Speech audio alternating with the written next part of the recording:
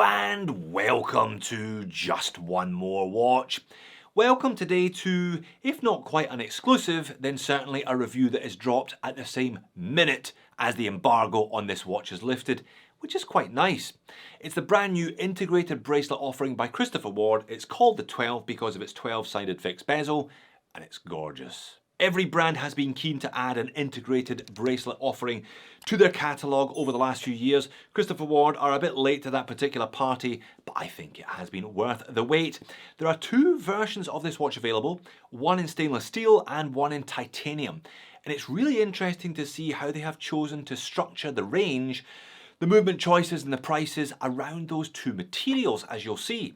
It's also really interesting that for a company that does some great retro style watches, they haven't gone for a particularly retro look with this one, even though they could have been forgiven for doing just that. In fact, quite the opposite. I think it's one of the most contemporary looking integrated bracelet watches that I have come across so far. Now, you saw the pop-up. This video is sponsored by Christopher Ward. I will therefore, of course, leave a link in the description of the video to their website where you can check out the 12 range in more detail.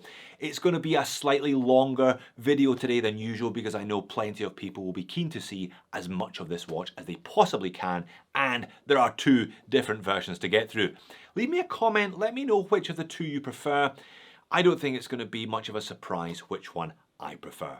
Let's flip the camera and have a look at them. Okay, let's get into the packaging before we talk about price and what versions of this watch are available. I have complimented Christopher Ward before for their packaging. It's nice but not over the top, and it's all natural materials, I believe, no plastics, so they get a gold star for that. These 12s are definitely more expensive than the entry-level CWs, but this packaging still doesn't look out of place. And don't forget their 60-60 warranty, so 60-day exchange and 60-month 5-year movement warranty. That is as good, if not better, than anything else at the price. Nice segue, Jody. How much do these things cost? Well, Christopher Ward are not stupid. They kept the headline price of one of these under $1,000 or £850. Admittedly, that is the stainless steel version on a rubber strap. If you want a bracelet, you're adding about $200 on top of that. 4 colour versions of the stainless steel are available: blue, ice blue, white and grey. That's actually quite a conservative colour palette though, I think. More on that later. Not so conservative are the 2 titanium options. The prototype they sent me is a gorgeous electric azure blue, plus it's available in this year's hot colour, purple. You do pay more for the titanium though. $13.75 USD on rubber, that's £12.25. Top spec, top price, $18.25 on the full titanium bracelet, 1,600 quid. So just about twice the price of the stainless steel on rubber. However, the price difference isn't just for the material. You also get a Sellita 300 chronometer grade movement if you make the shift to titanium. Very interesting. They've decided clearly that people who are prepared to pay more for titanium are also prepared to pay more for a better movement.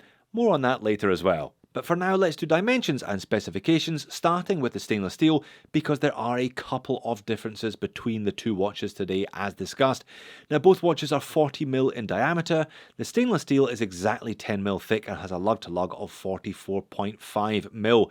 Lug width does not apply today. The bracelet can be removed, it's quick release, but you'll need to get a strap from Christopher Ward if you do fancy a change. 100 meters of water resistance, screw down crown, flat sapphire crystal.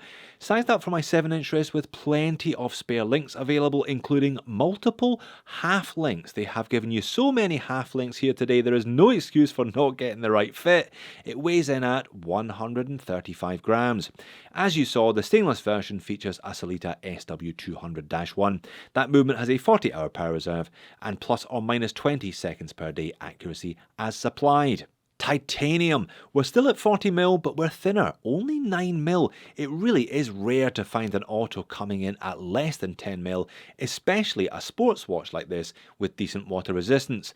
Lug to lug's the same at 44.5, lug width is still the same at not applicable. Weight is obviously going to be different though. The titanium sized up for me only weighs 88 grams. That's nearly 50 grams lighter than the stainless version. Water resistance and crystal remain unchanged, but as noted, the movement is upgraded to an SW300-1 with COSC certification, this time with a 56-hour power reserve and tolerances of between -4 and +6 seconds per day, the COSC standard. 2 watches to show today, of course, so let's keep things moving. Case finishes are essentially the same on both. It's just the materials that change. The fit and finish of the 12 is exceptional, which is exactly what I've come to expect from Christopher Ward over the years. The brushing on the mid case is super fine. The high polish on the upper and lower surfaces of the case is gorgeous. It's a linear brush on the upper surfaces of the case itself, and that dodecagon bezel is really nice. I had a good look at it under a loupe, and it's beautifully done. It actually goes brushed, polished, raw, polished, brushed from top to bottom, with the scalloped cutouts having a raw, untreated look to them. The watch features half crown guards that are screwed onto the side of the mid case. Again, they have multiple facets and multiple finishes. It's a 5.5mm crown with the new simplified Christopher Ward logo etched into it. The extra thickness of the stainless steel version comes in the case back. It's a millimetre deeper than on the Thai version. And the Thai version is just as well finished as the stainless steel. I thought the Japanese were the only ones who could finish titanium like this, but clearly I was wrong. Not grade 2, perhaps grade 5 titanium because of the number of polished surfaces here. Patterning of brushed and polish matches the stainless version. As I said, it's a slimmer case back because the 300 is a slimmer movement than the 200. The titanium is notably darker than steel, of course, but the level of finish means it looks refined rather than raw. And it's the same story with the 2 bracelets, identical in construction but just using different materials. All brushed upper surfaces and brushed sides with a high polish chamfer on the edges of each link and a second high polish edge in the middle of each link. That means you get a lovely wrist roll with that central polished element coming and going depending on the angle. It's a fairly standard butterfly clasp with the Christopher Ward name, not logo, etched into it. And I did say heaps of smaller links. They're kind of 2/3 links, so you're able to use those in combination to get pretty much a perfect fit with this one. The titanium bracelet also shares the stainless steel butterfly clasp for durability. Because the material is darker and duller than steel, the wrist roll is not quite as shiny, not quite as flashy, not quite as spectacular therefore. The steel is definitely the light catcher then. Make sure you factor that into your purchasing decision. Okay, case back and movement. More case back actually. These are prototypes and I believe the titanium version features a lower grade of 300 than will be used for production. You can see neither movement is decorated, whereas the chronometer grade 300 does feature extensive decoration normally. We can look at the case back though, and it features the same 12-sided shape as the bezel. To keep things geometric and symmetric, 6 screws keeping it in place. Very nice custom rotor featuring the CW logo to finish each watch off.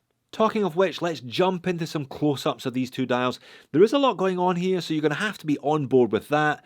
But assuming you are, the dial on the 12 is a shoe-in for the Dial of the Year award. It is simply stunning.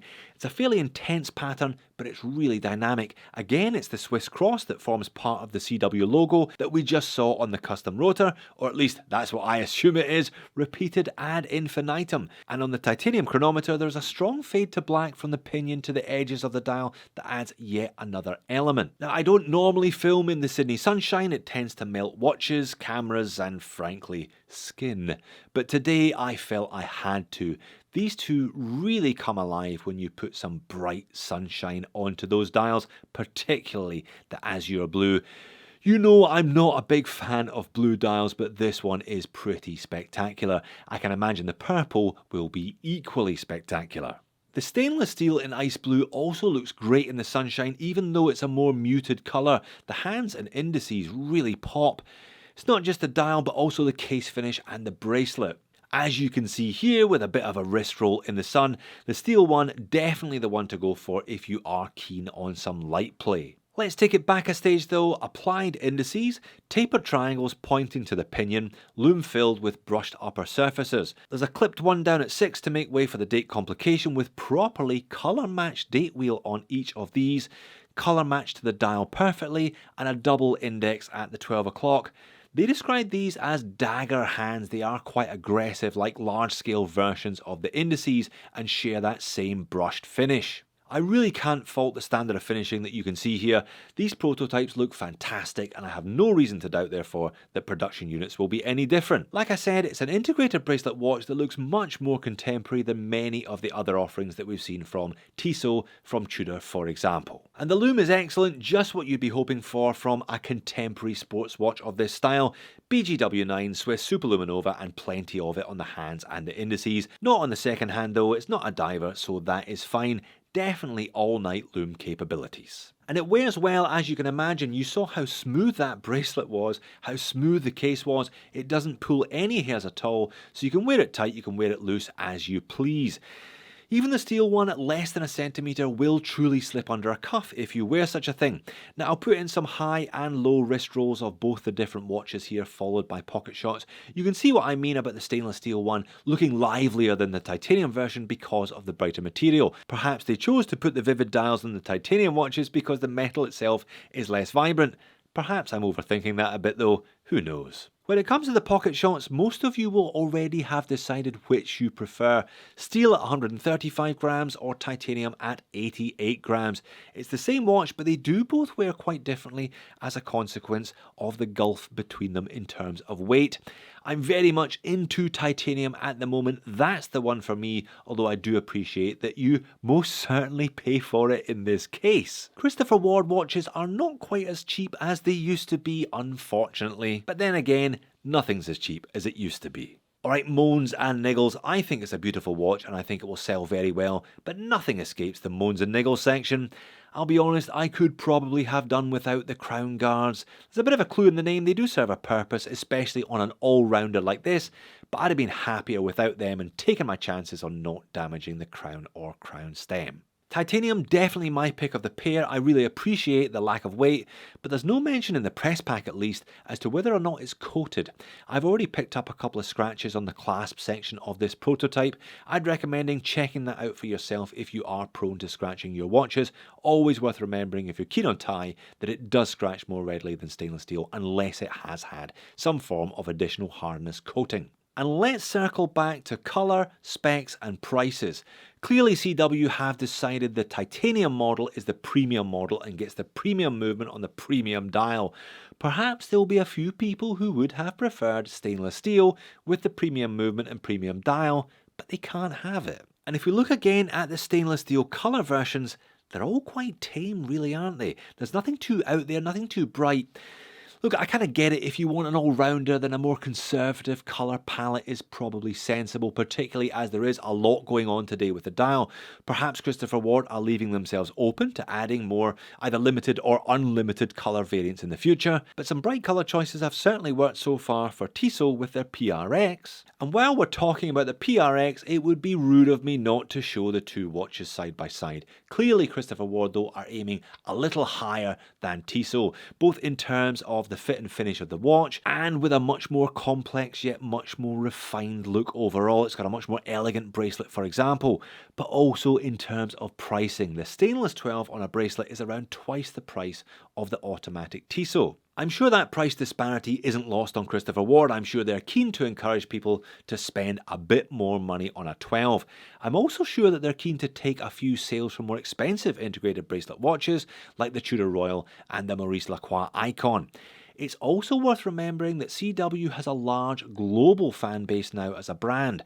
I think the Bel Canto has been a big part of that. It has really propelled them to a different level, I think, than they were at even 18 months ago.